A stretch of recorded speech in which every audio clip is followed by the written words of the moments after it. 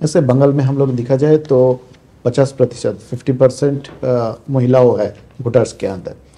और पिछले चुनाव में भी देखे हैं कि देश का महिलाओं ने बीजेपी को बहुत अच्छी खासी सपोर्ट दिया है। तो इस बार बंगाल के लिए स्पेशली ये संदेशखाली का जो भी हम लोगों ने देखा सुना, इसके बाद मोदी का गारंटी क्या है?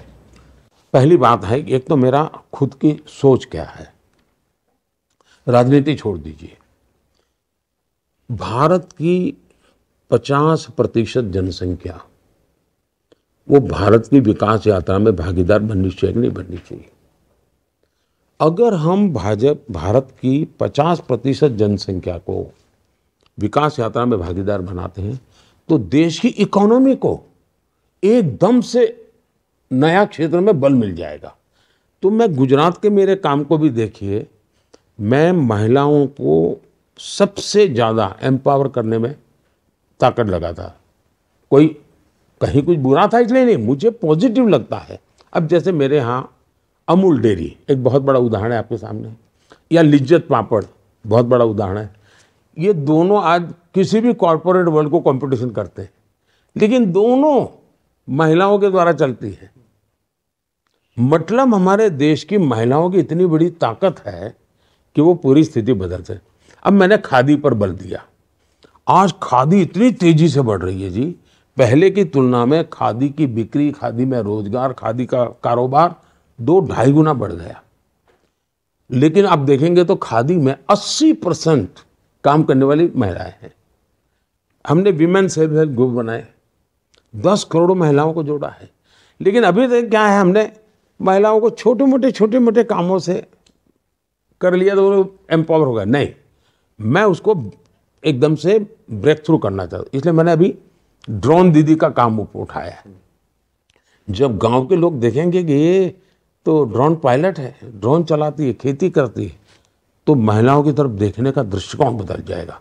मैं एक साइकोलॉजिकल बैरियर तोड़ना चाहता हूँ। तो एक तो मेरा इन जनरल एक कमिटमेंट है।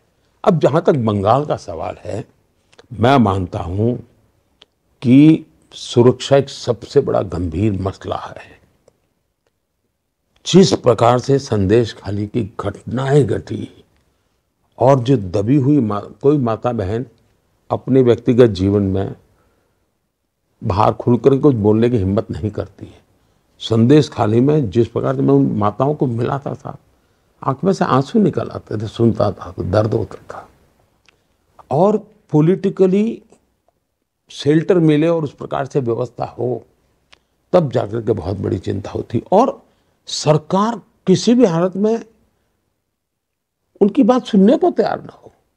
हमने एक बहन बिल्कुल झुग्गी झोपड़ी में रहती, रेखा पात्रा जी करके, उनको हमने टिकट दिया है। साहब देखिए कैसे लोग हैं।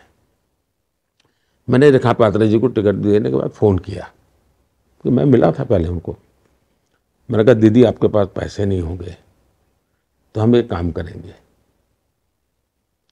हम लोगों के पास जाएंगे और लोगों को कहेंगे कि रेखा दीदी के लिए 1 वोट तो देना है, लेकिन 1 रुपया देना है। तो मुझे रेखा जी कह रही है, नहीं साहब, मैं पैसा नहीं मांगूंगी, मैं पैसे नहीं मांगूंगी, मैं हाथ जोड़ के मांगूंगी कि वोट दो, मुझे पैसा नहीं चाहिए। साहब जिस बंगाल में ये नारी शक्ति हो, वो बंगाल देश को आगे ले जा सकता है। और इसलिए मैं मानता हूं कि बंगाल में नारी शक्ति, ये नारी के द्वारा उत्पीड़न जो चल रहा है, उसका जवाब भी नारी शक्ति देगी और दिखाएगी कि एक नारी सत्ता पर बैठी है और ये जुल्म हो रहा है, दुख उसका है महिलाओं को।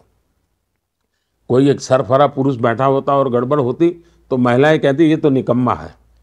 कि एक नारी के रहते होता है तो लोग नहीं सहन करते, और उसके कारण पुरुषों को भी दर्द होता है। पुरुषों को भी दर्द होता है, ये कैसे चल सकता है जी। और उसके कारण बंगाल में मैं समझता हूँ एक बहुत बड़ा परिवर्तन, मैं बिल्कुल एक समय इंतजार करना है, वो कुछ नहीं है जी, सब बना बनाया पड़ा हुआ है जी।